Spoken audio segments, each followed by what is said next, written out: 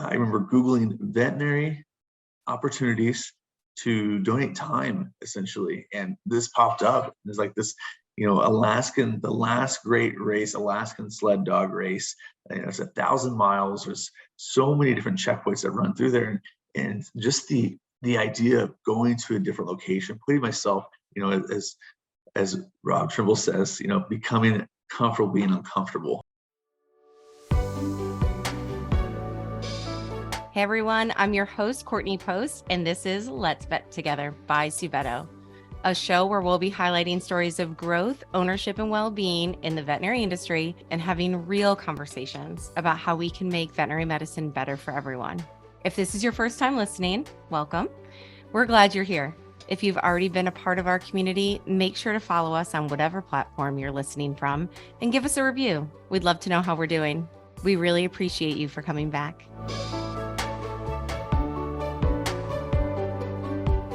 Hello, everyone, and welcome to Let's Vet Together. Today, I'm super excited. My friend and colleague, Dr. Russell Miller, is joining us.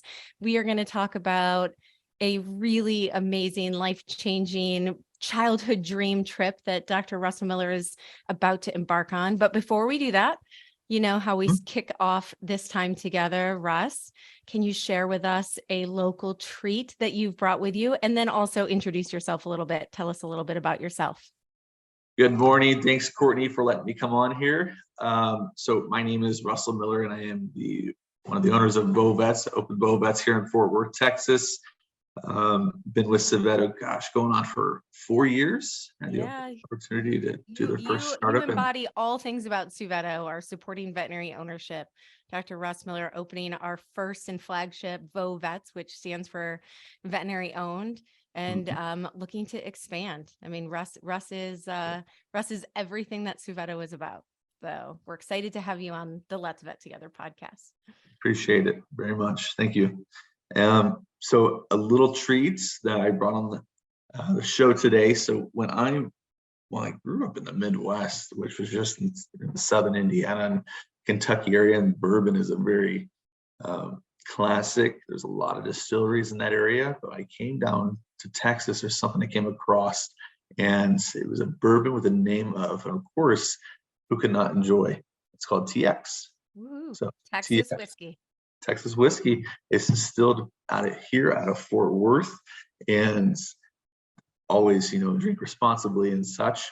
But I will say that occasionally I will indulge in a little bit of TX whiskey out of my customized Vovet glass. Yeah. So, absolutely. Branded up glasses, a little Texas whiskey. Mm-hmm. I mean, Russ embodies all things Texas, which makes this conversation especially interesting. Although you do have that Midwest, Southern Indiana blood running through your veins. Sure. Russ is about to embark on an epic trip.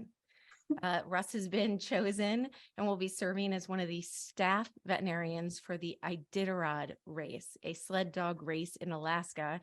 And when we're recording this podcast, Russ is leaving in a short 5 days, I believe it is, Russ. Yep, that's so right. Can you tell us a little bit about where did this idea even come from? Gosh. How long have you wanted to be a part of this race? Where has this been living in your brain through your whole professional journey of becoming a veterinarian and opening your own practice? Just fill us in. I would say I personally live my life in a manner that I'm always interested in trying something new and seeing different things, and how can we help out in different areas. And as much as when I graduated from vet school, I would I was working at Woodland Animal Hospital there in Atlanta, Georgia. I'd go to the local shelters and do spays and neuters and help the local facilities. And I was about a year ago, I was just looking for different ways to kind of help in the community. And I remember Googling veterinary opportunities to donate time, essentially. And this popped up. There's this, the last great race, Alaskan sled dog race.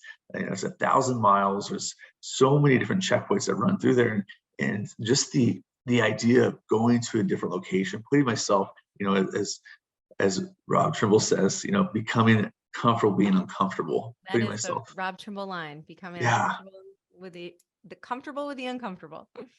And then the more I read about this race, and it kind of you could talk about like, when you're, in elementary and middle school and they're reading books about the, Balto and the unknown out there. And then I'm thinking of ways of volunteering and helping the community. And it's completely, it's volunteer.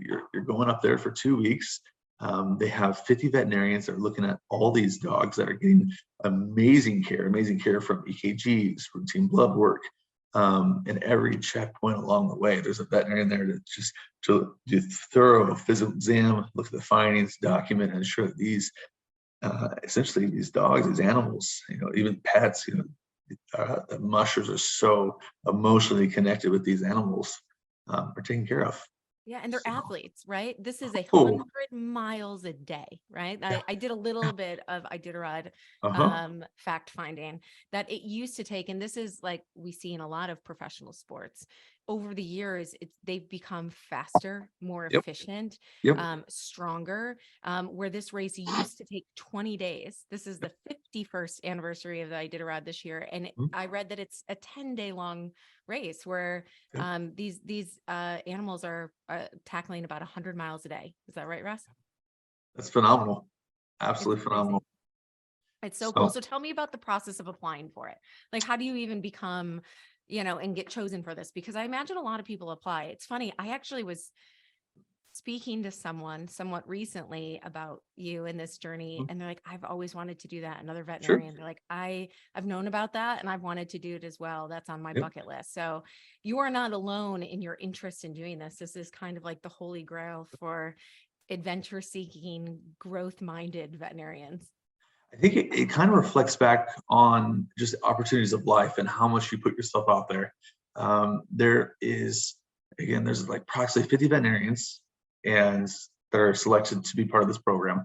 And the 45 of those are like veterinarians have done it in the past, their experience, they've been part of this program. So they're only bringing in like 5 rookie veterinarians. And the idea is also to keep in mind, like when you go there for the first few days and you sit through countless hours of CE training, physical exam findings, different things that you're going to expect to find from these athletes. And if you're there for a few days and you're investing all this time in this training, like the longer you can be there and to donate your time, For essentially, sure. it's almost like an investment for them to know that, hey, this person's coming for 2 weeks. They really want to be there. Versus if you show up, say, hey, I can only be there for 3 days. It's not that they're going to say no to that. It's how can we really maximize on those individuals? So I went online and Googled again, the Iditarod for the last sled dog race. I'm looking and reading like different blogs that people have written about, their experiences. And I told myself, I was like, all right, how do I become more involved in this? Because I could send an application. Everybody sends an application, right? But when you want something really bad, what's the thing you do? Like emails, phone calls, Network. yes, network. Yeah. Sometimes I'm not saying to bug somebody like crazy, but I was like, hey, my name is Russ Miller. Hope you're doing well. I'd like to come join you. I think I would really be a good asset to this organization. Yeah, you followed So, you went after your dream. It's one thing to mhm, submit an application, and it's another thing to really yep, put yourself out there and follow yep, through and really fight for this growth opportunity for yourself. I yeah, mean, it's really just, and like you said, once the investment is made and once you have that experience, mm, it could be a part of your life for a long time. exactly. And it also another big, I guess, hurdle that they have is you've been practicing veterinarian for 5 years. Now that's 5 years at GP, ER. It's just 5 years of experience, ensuring that you understand. Like you're not going to gain all the knowledge you need in the world within 5 years, but at least it has an initial framework, and then after that, you grow upon it. Veterinary students, are you ready to take ownership of your future? If so, kickstart your career as a doctor with Harbor Go.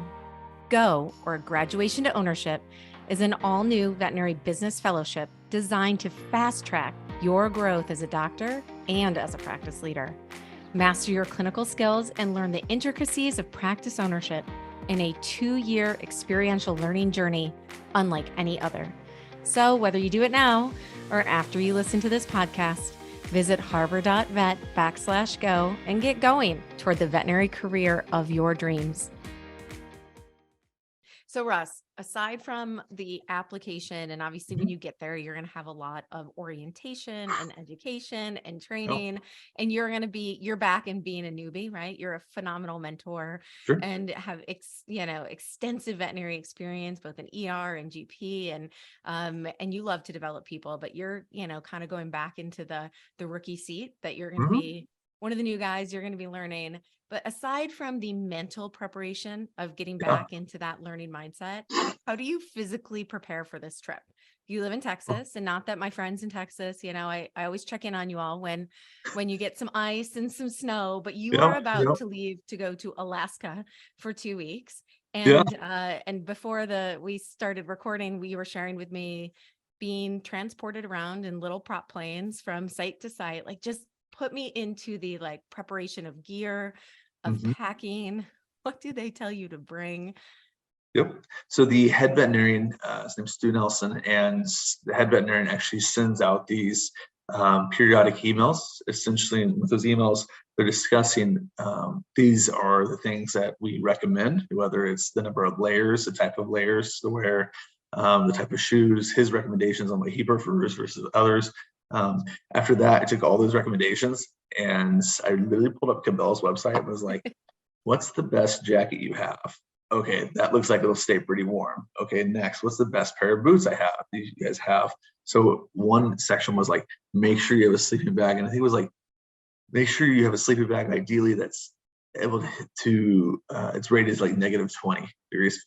So I was like, all right, perfect, get a -40. Like we're going, we Yeah. are not tempting that line there. Yeah, So absolutely. So where will you be sleeping, Russ? to my knowledge, it's going to be outside. Oh my Like gosh, guys. they'll I have am this. promising the Let's Vet Together community that Russ is going to take a lot of photo documentation of this. Yeah. Hopefully some video, and we're going to come back and we're going to do another podcast that you walk us through your videos and your pictures, and we'll share them with everyone, because this is just Yeah.